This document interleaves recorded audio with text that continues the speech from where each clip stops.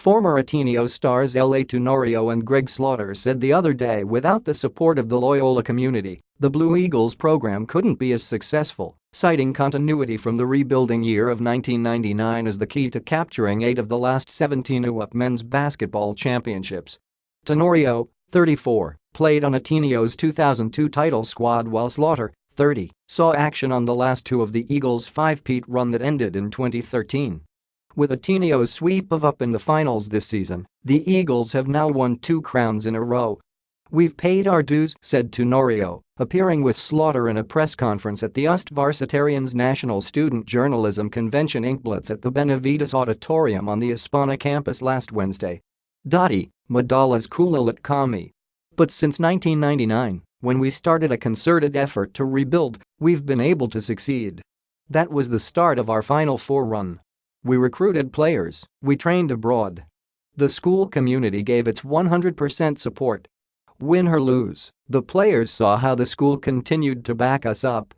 Eventually, the hard work paid off, but we'll always remember the dark days of before.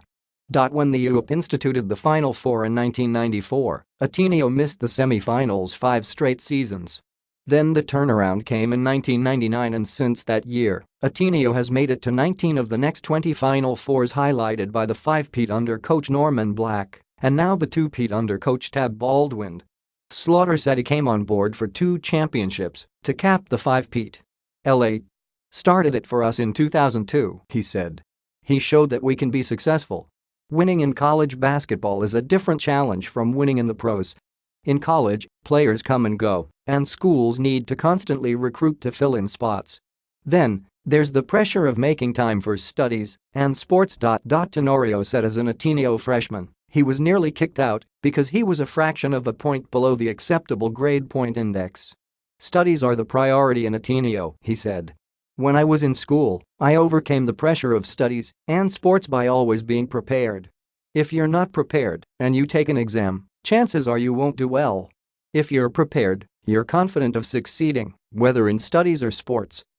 Slaughter said when he was in school, balancing studies and sports wasn't easy.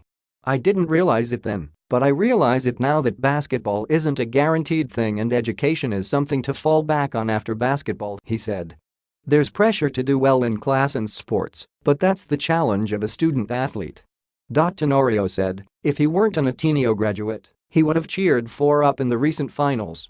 "UP was exciting to watch this year," he said. "They were motivated and hungry.